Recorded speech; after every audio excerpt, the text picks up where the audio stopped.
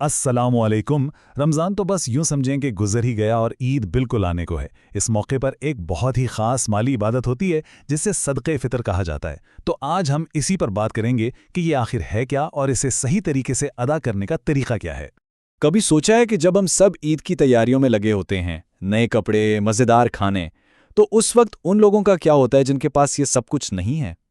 हम कैसे ये पक्का कर सकते हैं कि वो भी हमारी खुशियों में शरीक हों? इस्लाम ने इसका एक बहुत ही ज़बरदस्त और खूबसूरत हल दिया है।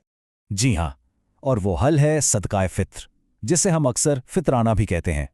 ये कोई आम सदका नहीं है, बल्कि एक लाज़मी माली इबादत है हर उस मुसलमान पर जो साहिब हैसियत है। और इसका असल मकसद ही यही है कि ईद की नमाज से पहले पहले इसे गरीबों तक पहुंचा दिया जाए, ताकि कोई भी ईद की खुशियों से महरूम ना रह जाए। अच्छा, तो ये हुक्म आया कहाँ से? इसकी बुनियाद क्या है? चलें ज़रा देखते हैं कि कुरान और हदीस हमें इस बारे में क्या बताते हैं। कुरान पाक में अल्लाह फरमाता है कि यकीनन वो कामयाब हो गया जिसने खुद को पाक कर लिया। उलमा कहते हैं कि ये आयत सदक़ाए फ़ित्र की हिकमत की तरफ इशारा करती है। मतलब सोचें ज़रा, जैसे हम जिस्मानी सफाई करते हैं ना, बिल्कुल वैसे ही ये सदका हमारे रोज़ों की रूहानी सफाई करता है। रमज़ान में कोई छोटी मोटी गलती हो गई, कोई कोताही हो गई, तो ये सदका उसे पाक कर देता है। और फिर हदीस तो इस मामले को बिल्कुल ही वाज़े कर देती है। सही बुखारी की हदीस है कि अल्लाह के रसूल सल्लल्लाहु अलैहि वसल्लम ने सदक़ाए फ़ित्र फ़र्ज़ किया। और किस पर? हर मुसलमान पर, चाहे वो आज़ाद हो या ग़ुलाम, मर्द हो या औरत। मतलब ये कि ये सब के लिए एक लाजमी हुक्म है। इससे इसकी अहमियत का अंदाज़ा होता है। ठीक है, बुनियाद तो हमें समझ आ गई। अब आते हैं असल प्रैक्टिकल सवालात की तरफ। यानी ये देना किस पर वाजिब है, कब देना है और सबसे अहम कितना देना है। तो देखिए, सबसे पहले तो ये हर उस मुसलमान पर वाजिब है जो साहिब निसाब है। अब साहिब निसाब का क्या मतलब है? बहुत आसान है, जिसके पास अपनी बुनियादी ज़रूरत पूरी करने के बाद भी कुछ माल बचता हो। और हाँ, एक बहुत अहम बात, ये सिर्फ अपनी तरफ से नहीं देना, बल्कि आपके ज़ेरे किफ़ालत जितने भी लोग हैं, जैसे बीवी, नाबालिग बच्चे, इन सब की तरफ से भी आप ही ने अदा करना है।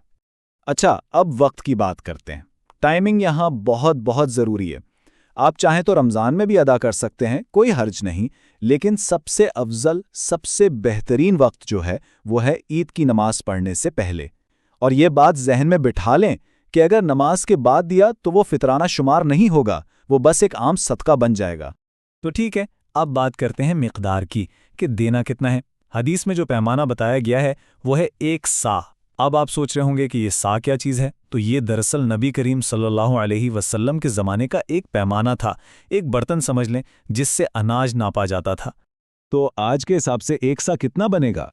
उलमा के मुताबिक इसका वज़न तकरीबन 2.5 से 3 किलोग्राम के बीच में होता है। और ये वज़न किसी भी बुनियादी खाने की चीज़ का हो सकता है, जैसे गंदम है, जौ है या खजूर। तो अगर हम इसे पैसों में देखें तो क्या हिसाब बनता है? ये एक अंदाज़न चार्ट है 2026 के लिए। देखें, सबसे कम रकम गंदम के हिसाब से बनती है, जो तकरीबन 250 से 300 रुपए फ़ीकस है। लेकिन अगर अल्लाह ने आपको वुसअत दी है तो आप जो खजूर या किशमिश के हिसाब से भी दे सकते हैं। ज़ाहिर है, जितना अच्छा आप देंगे उतना ही ज़्यादा अजर मिलेगा। चलें, अब ज़रा इस इबादत के पीछे की हिकमत को भी समझ लेते हैं। आखिर इसका मकसद क्या है? क्योंकि इस्लाम में कोई भी हुक्म ऐसा नहीं जिसके पीछे कोई गहरी वजह ना हो। और सदक़ाए फ़ित्र के मकासद तो वाकई बहुत ही प्यारे हैं।